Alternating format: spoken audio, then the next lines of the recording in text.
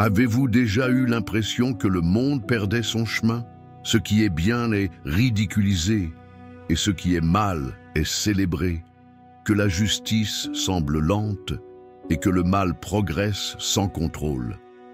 L'histoire de Sodome et Gomorrhe. Ce n'est pas seulement un conte ancien, c'est un miroir, c'est un avertissement, et plus encore, c'est une opportunité, parce qu'au milieu du chaos, au milieu d'une ville dominée par l'obscurité, Dieu n'est pas resté silencieux. Il a envoyé des messagers, a proposé une issue, a montré le chemin, et c'est ce qu'il continue de faire aujourd'hui. Si vous avez déjà eu l'impression d'être entouré par le mal, si vous ne savez plus à qui faire confiance, si vous avez l'impression d'avoir tout perdu ou qu'il est trop tard, cette histoire est pour vous. Tu n'es pas seul, tout n'est pas perdu, et il est encore temps d'échapper au feu et de courir vers la grâce. Avant de commencer cette histoire choquante, je voudrais vous demander quelque chose de très important. Êtes-vous déjà abonné à la chaîne? Si ce n'est pas le cas, cliquez sur « S'abonner » dès maintenant et activez la cloche pour ne manquer aucun mot qui peut transformer votre vie.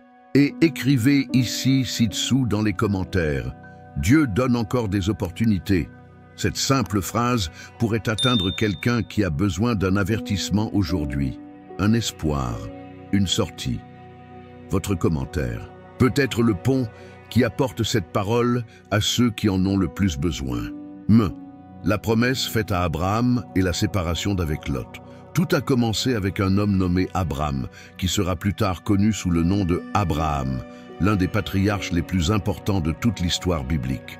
Dieu l'avait appelé à quitter sa terre, à abandonner tout ce qu'il connaissait et à se diriger vers une destination inconnue, avec une promesse. Il serait le père d'une grande nation. Abraham, obéissant, partit. Et avec lui, partit son neveu Parcelle, comme s'il était son propre fils. Les deux hommes voyagèrent ensemble pendant longtemps, et Dieu commença à les bénir abondamment. Les troupeaux grandissaient, les serviteurs se multipliaient, les tentes s'étendaient. Mais cette bénédiction a fini par créer un problème. Inattendu, les bergers d'Abraham et de Lot commencèrent à se battre pour l'espace et les ressources. La terre ne suffisait plus à entretenir autant de richesses. C'est alors qu'Abraham, avec sagesse et paix dans son cœur, proposa une séparation à l'amiable. Il dit à Lot: « Il ne doit y avoir aucune querelle entre nous. Regarde tout le pays devant toi. Si tu vas à gauche, j'irai à droite. Si tu vas à droite, j'irai à gauche. » C'était un geste d'humilité. Abraham était prêt à abandonner la meilleure partie du pays, si nécessaire, pour maintenir la paix. Lot regarda alors autour de lui et vit quelque chose qui le ravit. Vallée du Jourdain, fertile, verdoyant, semblable au jardin d'Éden. Il y avait les villes de Sodome et Gomorrhe, avec ses bâtiments imposants et son style de vie attrayant. Sans réfléchir à deux fois, Lot choisit cet endroit pour vivre. Cela semblait être la meilleure décision au monde. Mais elle comportait un risque caché.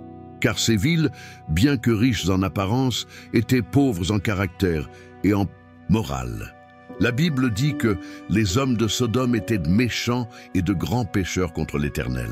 Lot, cependant, ne voyait que la beauté extérieure et ignorait ce qui se cachait derrière. Tandis que Lot s'éloignait, Dieu emmena Abraham sur un lieu élevé et dit: « Lève les yeux et regarde.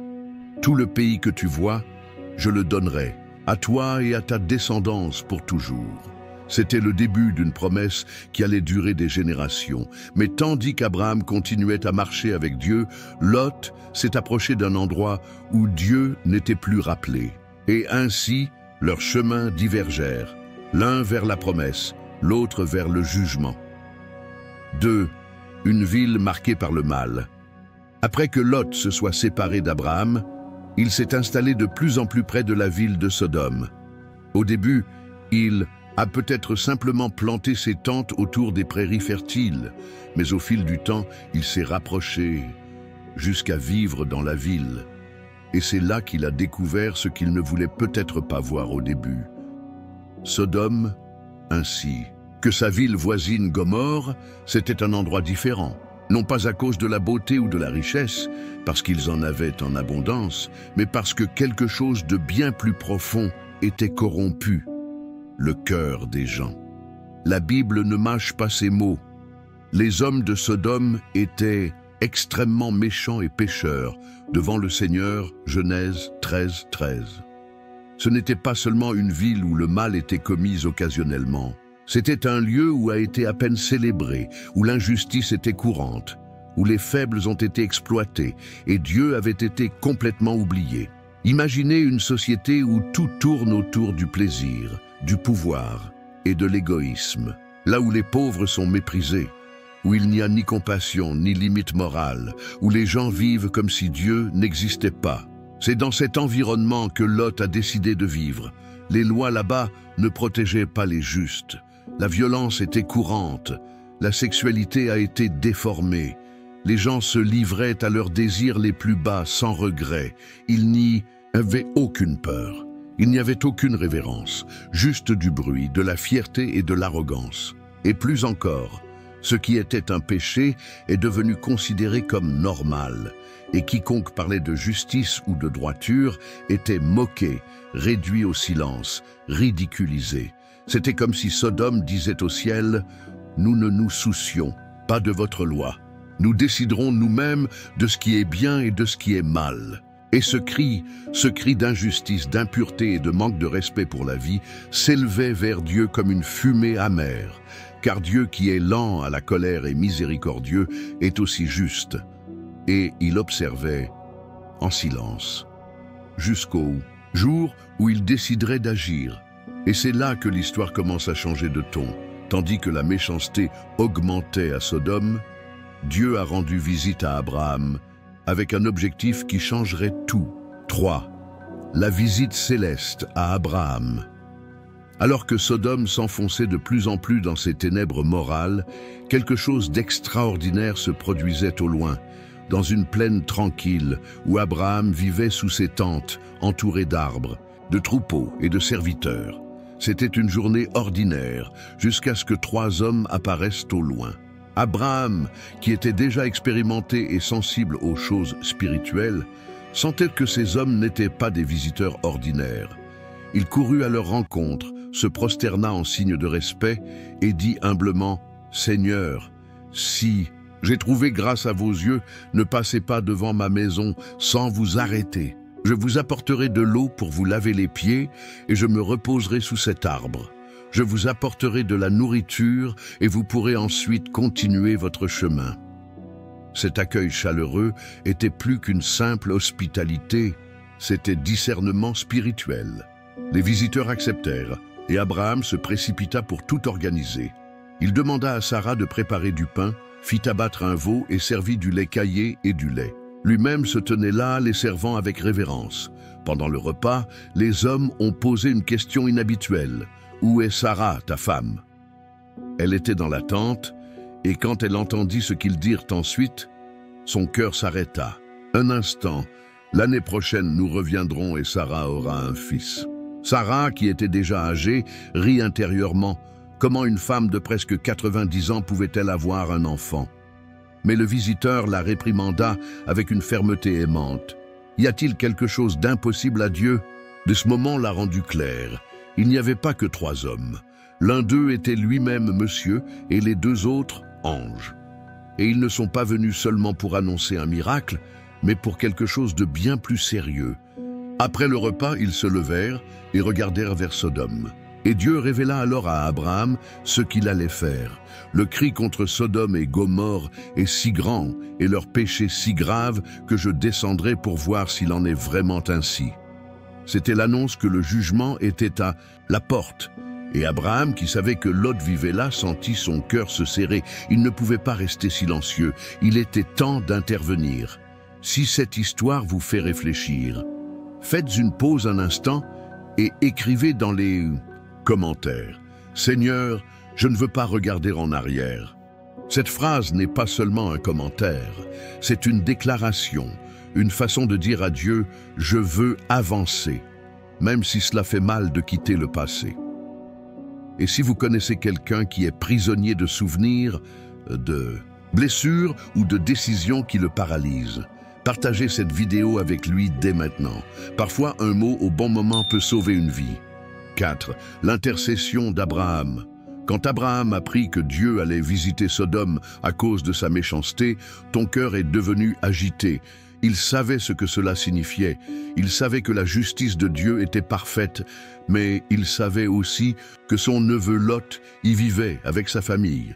Abraham prit alors courage et fit quelque chose que peu de gens oseraient de faire. Il a parlé à Dieu, avec respect, mais avec audace. Il s'approcha du Seigneur et lui demanda: « Détruiras-tu aussi le juste avec le méchant?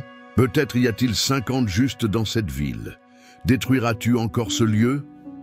C'était un moment profond. Ce n'était pas seulement une question, c'était un cri, une supplication. Abraham intercédait non seulement pour Lot, mais pour une ville entière. Il a fait appel à justice et miséricorde de Dieu en même temps. Et Dieu répondit humblement: « Si je trouve 50 justes à Sodome, j'épargnerai toute la ville à cause d'eux. » Mais Abraham savait que la situation était grave. Puis il continua: « Et si c'était seulement 45? Je dis, s'il y en a 45, je ne les détruirai pas. Et si c'était 40, je ne détruirai pas non plus. 30, même pas pour 30 ans. 20, même pas pour 20 ans. Là, Seigneur, ne sois pas en colère. Mais et s'il n'y en avait que 10? Ce n'est pas à cause de 10 justes que je détruirai la ville. » C'était comme un dialogue entre un père et un fils qui implorent leur vie. Mais le silence après cela était assourdissant. Pourquoi on ne trouverait même pas 10 justes à Sodome? La ville avait franchi la ligne. Et pourtant, Dieu a écouté la voix d'un homme juste, prouvant qu'une prière sincère a du pouvoir devant le ciel. Lorsque la conversation fut terminée, le Seigneur s'en alla et Abraham retourna à sa tente. Il avait fait tout ce qu'il pouvait. Maintenant, le sort de Sodome était entre les mains du juste juge. Et ainsi, tandis que l'obscurité couvrait encore la ville, les deux anges se dirigeaient vers Sodome, où Lot n'imaginait plus ce qui allait se passer. 5. Les anges arrivent à Sodome. La nuit commença à tomber sur Sodome. Le ciel était sombre et la ville, comme d'habitude, était animée par son activité nocturne. Lumière, fêtes, gens dans les rues. C'était juste une autre nuit ordinaire pour ses habitants. Mais personne là-bas n'imaginait que cela se produirait, la dernière nuit de leur vie. C'est dans ce scénario que 2 hommes sont arrivés en ville. Ils n'avaient pas l'air différents des autres voyageurs, mais étaient des anges, envoyés directement du ciel avec une mission claire: vérifier la situation à Sodome et exécuter l'ordre de Dieu si nécessaire. Dès qu'ils franchirent une porte de la ville, Lot les vit, et quelque chose en lui s'est réveillé. C'était peut-être du discernement. C'était peut-être l'avertissement de l'Esprit de Dieu. Mais il comprit immédiatement que ces hommes, ils ne pouvaient pas passer la nuit dans les rues de Sodome. Il se leva, courut vers eux et se prosterna le visage contre terre en disant: « Mes seigneurs, venez chez votre serviteur. Lavez-vous les pieds, passez la nuit avec moi, et à l'aube, vous pourrez reprendre votre chemin. » Mais les anges refusèrent d'abord. « Nous passerons la nuit sur la place. » C'était une coutume courante chez les voyageurs. Mais Lot savait ce qui se passait dans les rues de Sodome la nuit. Il a insisté, et il a insisté si fort qu'il les a convaincus. Ils l'ont suivi jusqu'à sa maison. Lot prépara un banquet. Il a fait cuire du pain sans levain. Il a offert de l'eau. Et pendant un bref instant, il y eut la paix. Mais la méchanceté de Sodome. Je ne laisserai pas cette nuit se terminer en silence. Peu de temps après, des hommes venus de toute la ville, jeunes et vieux, encerclèrent la maison de Lot. Ils ont frappé violemment à la porte et ont exigé quelque chose de terrible. « Où sont les hommes qui sont entrés chez toi ce soir? Fais-les sortir pour qu'on puisse les maltraiter. » C'était la démonstration la plus claire de la perversion de cette ville. Cette foule, ils ne craignaient pas Dieu, ils ne respectaient pas l'invité, ils ne voyaient aucune limite à ses désirs. Lot partit et ferma la porte derrière lui, essayant de protéger les visiteurs. Désespéré, il fit une proposition incroyable. « offrir ses 2 filles vierges pour les empêcher de toucher les visiteurs.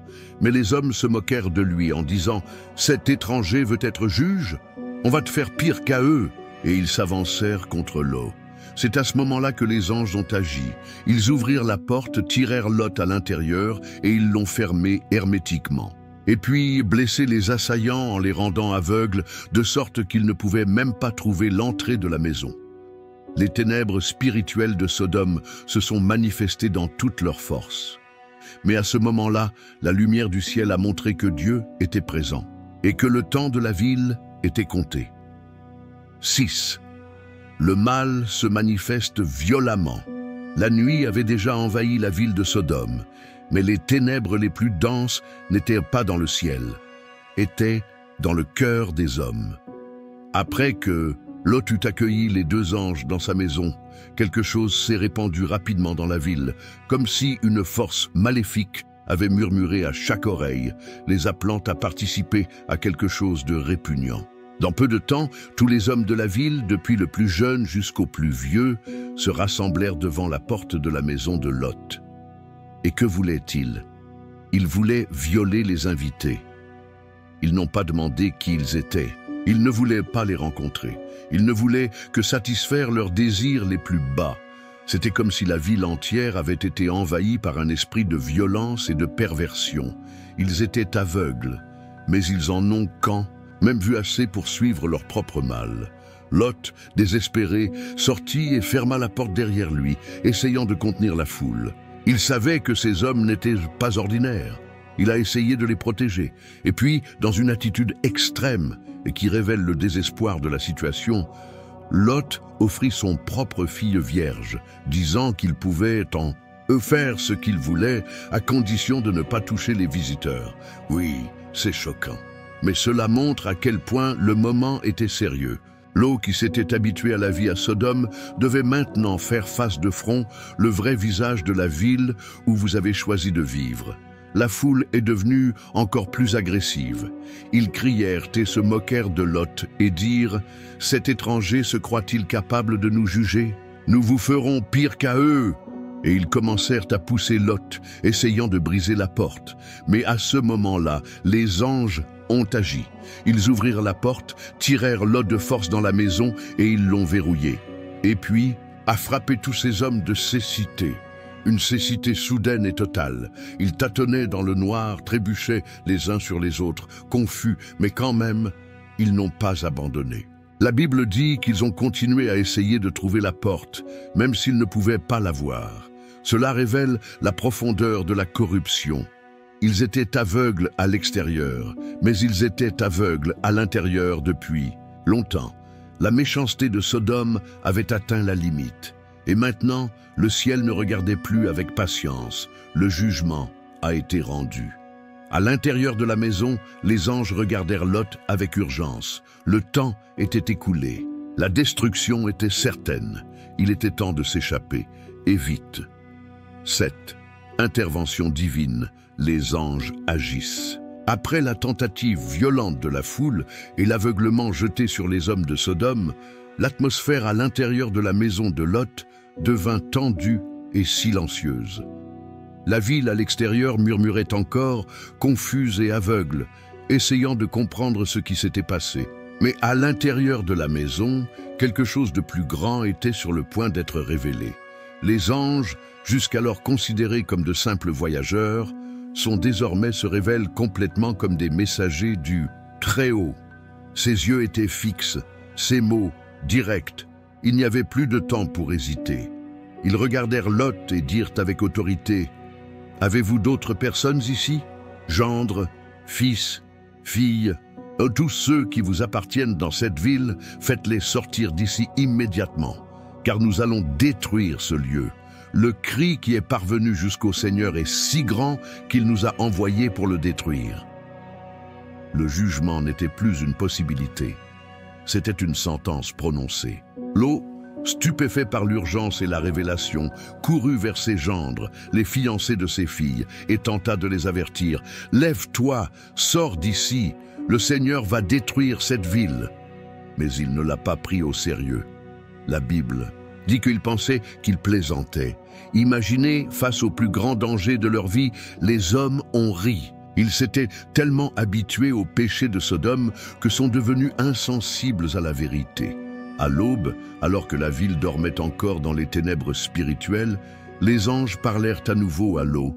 Cette fois, avec encore un plus d'urgence. « Lève-toi, prends ta femme et tes 2 filles qui sont ici afin que vous ne périssiez pas lors de la destruction de la ville. » Mais même avec tous les avertissements, Lot hésitait encore.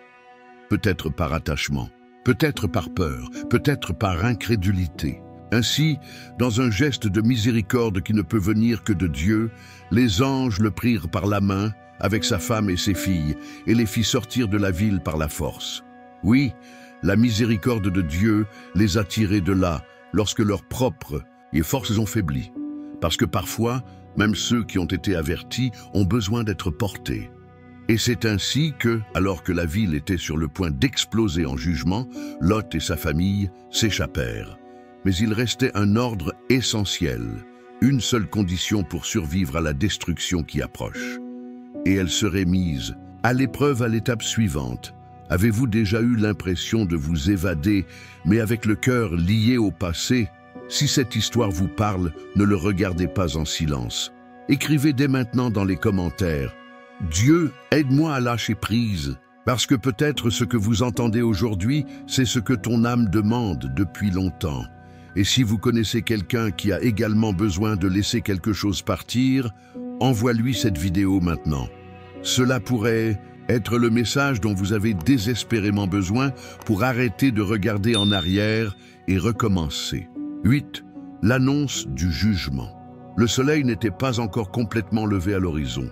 La ville de Sodome dormait, mais le ciel s'était déjà réveillé avec une phrase. Les anges, qui conduisaient alors Lot, sa femme et ses 2 filles, hors de la ville.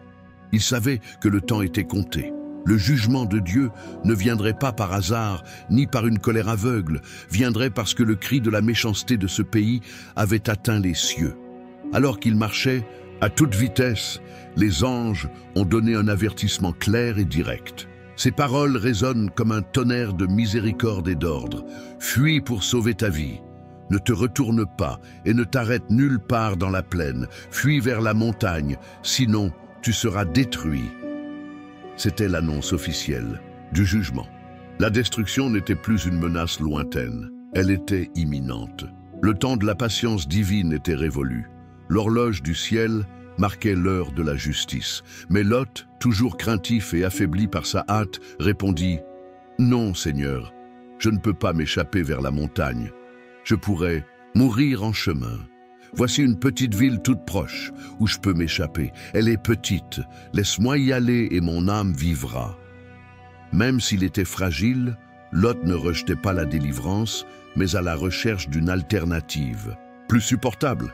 Et étonnamment, Dieu a accepté la demande. Les anges dirent « D'accord, je ne porterai pas de jugement sur cette ville non plus. Fuis, parce que nous ne pouvons rien faire tant que tu n'y seras pas. » Cette petite ville a été appelée Blague, ce qui signifie insignifiant.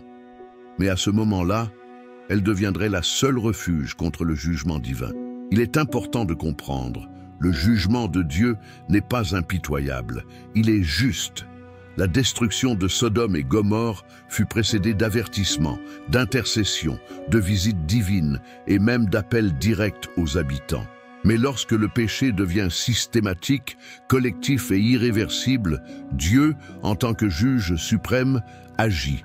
Et maintenant, avec l'eau hors des limites de la ville, rien d'autre n'empêcherait le feu de tomber du ciel.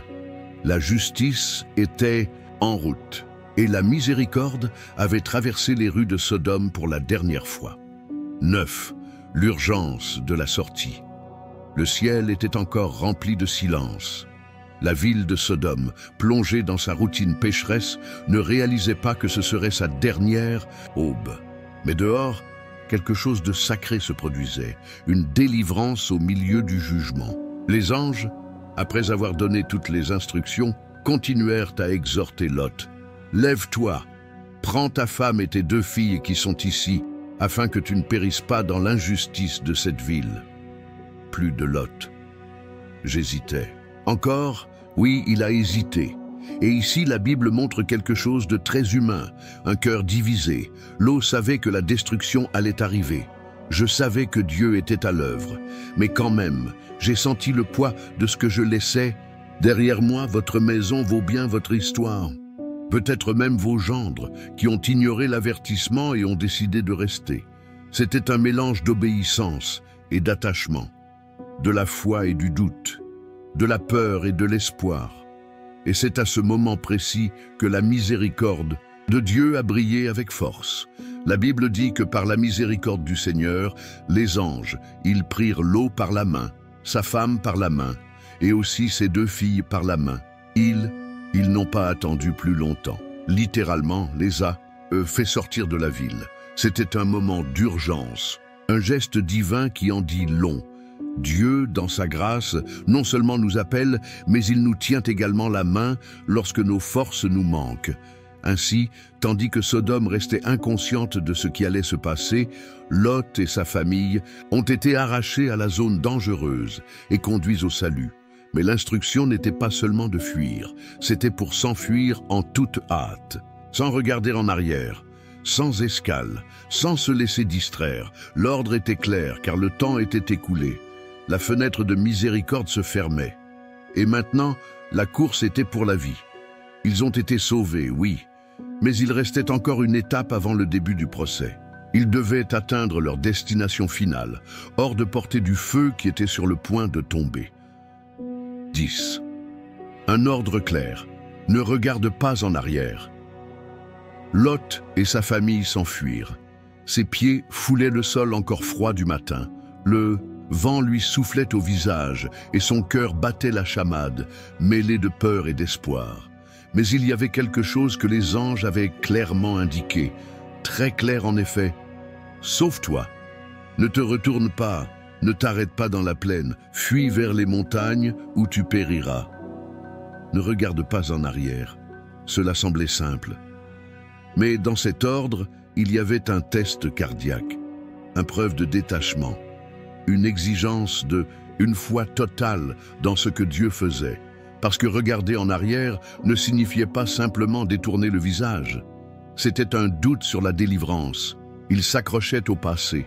C'était vouloir préserver quelque chose que Dieu avait déjà condamné à la destruction. Lot courut, ses filles le suivirent. Mais derrière lui, la femme hésita. C'était peut-être le son lointain de cris, ou le souvenir de la maison, ou la peur de perdre tout ce que vous aviez, ou juste la curiosité de voir ce qui allait se passer. Mais à ce moment critique, elle regarda en arrière. La Bible ne dit pas qu'elle s'est arrêtée. Il n'est pas dit qu'il est revenu. Juste ça regardait, et dans ce regard, il y avait de la désobéissance, il y avait de l'incrédulité. Il y avait un lien profond avec ce que Dieu était en train de détruire. Et puis, elle s'est transformée en statue de sel. Arrêt, statique. Il est resté là, comme un monument silencieux d'avertissement. Alors que le jugement avançait sur Sodome et Gomorrhe, le corps de la femme de Lot devint un rappel éternel. On ne tourne pas son cœur vers ce que Dieu nous a commandé de laisser derrière nous. Jésus, des siècles plus tard, se souviendra d'elle dans une seule et puissante phrase. « Souviens-toi de la femme de Lot » Lucas 17, 32. Parce que, lorsque Dieu appelle, ne reviendra jamais. Et tandis qu'une vie était figée par le passé, 3 autres coururent vers le salut. La destruction était sur le point de commencer. Mais maintenant, il n'y avait pas de retour en arrière. 11. La femme de Lot désobéit. La hâte était vitale. Le temps était écoulé. Lot et ses 2 filles couraient, le cœur battant, les yeux fixés sur le chemin devant eux, comme les anges l'avaient ordonné.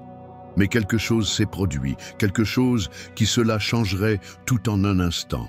La femme de Lot regarda en arrière. Oui, elle a regardé, et avec ce seul geste, elle scella son destin. C'était peut-être un regard de nostalgie. Peut-être était-ce dû à l'attachement à ce qu'elle quittait, la maison, les amis, la vie confortable qu'elle avait construite à Sodome. Ou peut-être était-ce la peur de tout perdre. et le désir de voir de ses propres yeux ce que Dieu faisait. Mais l'ordre était clair, ne regarde pas en arrière. Et quand elle tourna son visage, le jugement l'a rattrapée. La Bible dit dans Genèse 19, 26. Alors la femme de Lot regarda derrière lui, et elle devint une statue de sel. Il n'y a pas eu de cri. Il n'y avait pas de temps pour les regrets. Elle se tenait là, pétrifiée, transformée en sel sous les yeux de son propre mari et de ses filles. Imaginez ce moment. L'eau avance, tenant peut-être la main de ses filles, et court à travers la vallée. Il se rend compte que sa femme n'est plus avec eux. Il tourne son visage et tout ce qu'il voit, c'est une figure immobile, couverte de cristaux blancs, faisant face à la direction de la destruction. La femme qui marchait à ses côtés était désormais une statue. C'était le prix de regarder en arrière quand Dieu dit « avance ». Son histoire est si marquante que Jésus, de nombreuses années plus tard, a tenu à mentionner son nom, non pas pour raconter l'histoire de sa vie, mais pour rappeler au monde sa fin. Souviens-toi de la femme de Lot. Lucas 17, 32. Parce que le cœur divisé entre Dieu et le monde ne peut pas s'en sortir entier. La femme de Lot a eu la possibilité de quitter la ville, mais la ville n'en est pas sortie. Et ainsi, elle est devenue un symbole éternel, un avertissement silencieux à tous ceux qui persistent à garder les yeux fixés sur ce que Dieu a déjà décidé de détruire. Alors qu'elle se transformait en sel, Lot et ses filles continuèrent leur route vers la petite ville de Tsoar. Et maintenant, avec les justes en sécurité, le ciel était prêt à répondre à la méchanceté de la terre. Écoutez attentivement, il ne suffit pas d'entendre cette histoire. Il y a des moments où Dieu parle, et vous décidez quoi en faire. Si vous sentez que ce mot vous touche, ne continuez pas comme si de rien n'était. Laissez un signe, écrivez dans les commentaires. Aujourd'hui, je décide d'obéir. Et si quelqu'un me vient à l'esprit maintenant, envoie-lui cette vidéo. Ne remettez pas. À plus tard. N'attendez pas plus tard. Parfois, un simple clic, c'est le premier pas vers une vie transformée. 12. Le jugement tombe sur Sodome et Gomorrhe. Le ciel ne pouvait plus retenir la fureur. La mesure de la méchanceté avait débordé. Lot et ses filles étaient désormais en sécurité, dans la petite ville de Zoar, et sa femme, qui regardait en arrière, était devenue une statue de sel. C'était le moment. Puis, soudain, pas de tonnerre, pas d'avertissement dans les nuages, pas de temps pour la repentance. Dieu a agi. La Bible dit dans Genèse 19, 24, « Alors l'Éternel fit pleuvoir du ciel sur Sodome et Gomorrhe, du soufre et du feu, par l'Éternel, feu et soufre. » Ce n'était pas un incendie ordinaire, ce n'était pas un phénomène naturel, c'était un jugement surnaturel. Imaginez le scénario. Les rues qui étaient autrefois remplies de célébrations et de fierté étaient désormais en feu. Les riches maisons et les tours imposantes s'étaient effondrées dans les flammes. Les boutiques, les jardins, les palais, les marchés, tout est devenu gris. Les gens ont couru, crié, essayé de s'échapper, mais c'était trop tard. Celui qui se moquait des justes cria alors à l'aide. Celui qui maltraitait les faibles était désormais consumé par les flammes. Il n'y avait nulle part où s'échapper. Il n'y avait aucun moyen d'arrêter ce qui avait commencé. Le jugement était total, complet, irréversible. Et ce n'était pas seulement Sodome. La Bible dit que Gomorrhe, Adma et Tseboïm, toutes les villes de la plaine, furent également détruites. Même la végétation, même la terre elle-même a été brûlée. Cette région qui était auparavant décrite comme le jardin du Seigneur, Genèse 13, 10, est devenue un désert noirci, toxique et maudit. Et là-haut, comme un observateur solennel, Abraham était là. Oui, il se leva de bon matin et se rendit à l'endroit où il avait parlé avec le Seigneur, et lorsqu'il regarda les villes de la plaine, j'ai vu un épais nuage de fumée s'élever du sol comme la fumée d'une grande fournaise. C'était la confirmation de tout ce que Dieu avait dit. Abraham ne s'est pas réjoui. Je n'ai pas fêté ça. Il contemplait simplement, avec révérence, le poids de la justice divine. Dieu a été patient, Dieu avait prévenu, Dieu avait envoyé des anges. Mais les cœurs endurcis de ces gens ont refusé de changer. Et puis, le ciel a répondu par le feu. Mais même au milieu du jugement, la grâce resplendit sur Lot, pas parce qu'il était parfait, pas parce qu'il le méritait, mais pourquoi Dieu s'est souvenu d'Abraham, et grâce à son intercession, il a sauvé Lot du milieu de la destruction. Ainsi se termine l'histoire de Sodome et Gomorrhe, non pas comme un conte ancien, mais comme un avertissement éternel. Quand la méchanceté devient un mode de vie, quand la justice est rejetée, quand le péché est célébré sans repentance, le jugement est inévitable. 13. Lot se réfugie dans les montagnes. Le ciel était encore couvert de fumée quand Lot, désormais sans sa femme et avec ses 2 filles, quitta la ville de Tsoar.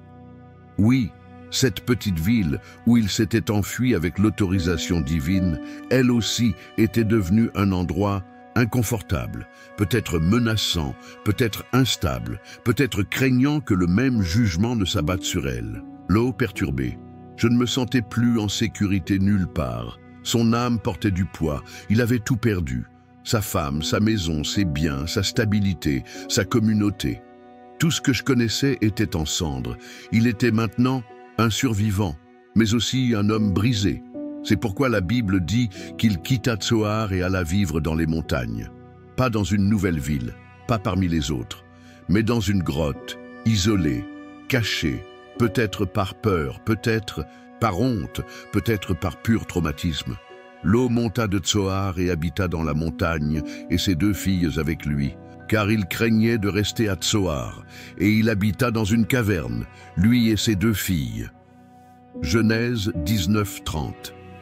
Lot, qui avait commencé son voyage aux côtés d'Abraham, entouré de troupeaux, de bergers et d'abondance, maintenant terminé en silence, dans un trou dans les rochers, avec seulement ses filles.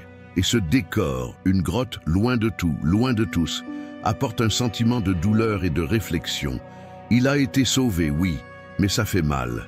Il a été sorti de son esprit, oui, mais portait en elle les conséquences des choix passés.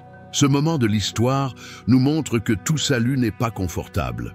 Parfois, Dieu nous délivre, mais le prix de ce que nous avons vécu auparavant reste avec nous pendant un certain temps. Lot ne murmura pas. Je n'ai pas posé de questions. Il a simplement accepté son sort et s'est réfugié. Là, dans les montagnes, un nouveau chapitre a commencé. Non pas de gloire, mais de survie. Et même s'il avait échappé à l'incendie, la chaleur du passé brûlait encore dans sa mémoire. 14. L'héritage amer de Sodome. La grotte dans les montagnes est devenue la nouvelle maison de Lot et ses 2 filles. Là, parmi les rochers et le silence, ils étaient loin de la destruction, mais aussi loin de l'espoir.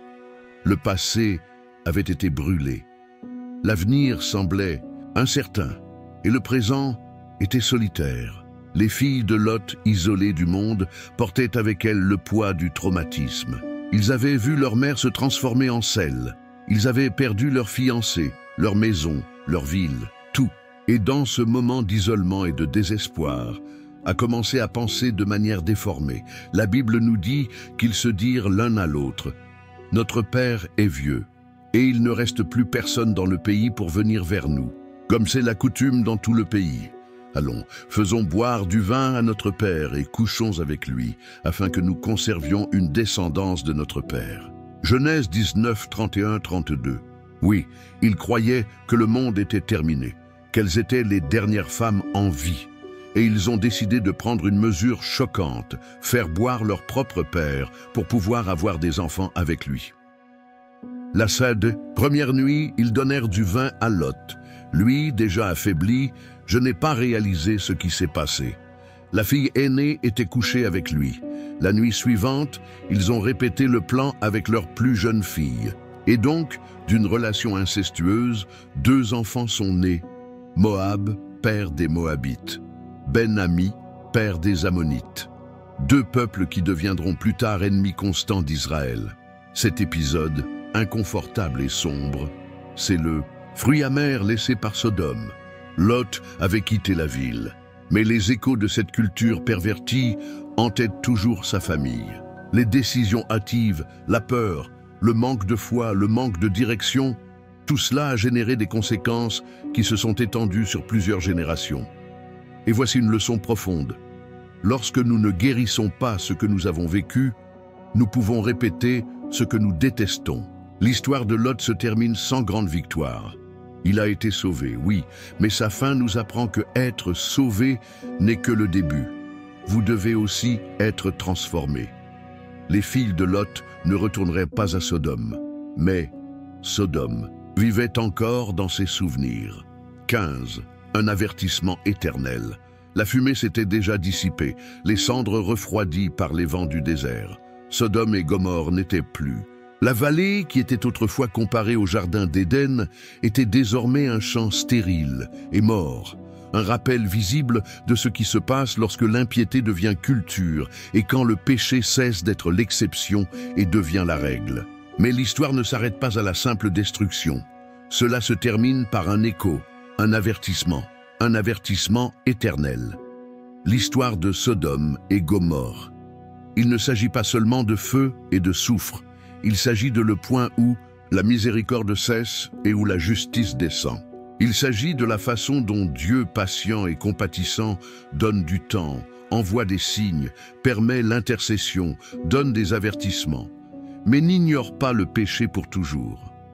Jésus, des centaines d'années plus tard, a tenu à citer cette histoire, non pas une, mais plusieurs fois. Il a dit: « Le jour où Lot quitta Sodome, une pluie de feu et de soufre tomba du ciel et les détruisit tous. Tel sera le jour où le Fils de l'homme se révélera. » Luc 17, 29, 30. C'est-à-dire, le jugement de Sodome est un avant-goût du jugement final, un avant-goût de ce qui se passera lorsque le Seigneur reviendra pour juger le monde avec justice. Mais pourquoi cela nous importe-t-il aujourd'hui? Pourquoi Sodome, ce n'était pas seulement une ville, c'était un état d'esprit, un style de vie où tout tourne autour du plaisir, de l'ego, de la vanité et du déni de Dieu. Et cette même culture continue de vivre aujourd'hui sous de nombreuses formes modernes. La femme de Lot s'est transformée en sel, non pas en courant, mais en regarder avec envie. Son cœur était toujours attaché à ce que Dieu voulait détruire, et c'est pourquoi Jésus dit « Souvenez-vous de la femme de l'eau », parce qu'il savait que même aujourd'hui, beaucoup seraient tentés de marcher avec Dieu, mais regardez en arrière. Cette histoire nous invite à réfléchir. Avons-nous fait partie de Sodome sans nous en rendre compte? Avons-nous ignoré les avertissements de Dieu? Avons-nous avancé, mais avec le cœur coincé dans le passé? Sodome a brûlé, mais Lot a été sauvé. Non pas parce que c'était parfait, mais parce que Dieu a entendu la prière d'Abraham. Et c'est aussi une leçon puissante. Une seule intercession peut changer le destin de quelqu'un. L'histoire se termine dans le silence des montagnes. Mais sa voix continue de résonner encore aujourd'hui. Sodome et Gomorrhe tombèrent, mais la miséricorde de Dieu demeure. Sodome a été détruite, mais son message perdure, parce que beaucoup aujourd'hui marchent comme l'eau, avec peur, avec doute, entourés d'obscurité, et d'autres, comme sa femme, avec le cœur prisonnier d'un passé que Dieu veut déjà laisser derrière lui. Mais si vous écoutez ceci, c'est qu'il y a encore une issue, il y a encore un chemin. Il y a encore une main qui te prend et qui dit « Cours, ne regarde pas en arrière ». Dieu ne change pas, et tout comme il a sauvé Lot, aujourd'hui il veut aussi te sauver. Et avant de partir, faites une dernière chose très importante. Vérifiez si vous êtes déjà abonné à la chaîne. Parfois nous le pensons, mais ce n'est pas le cas.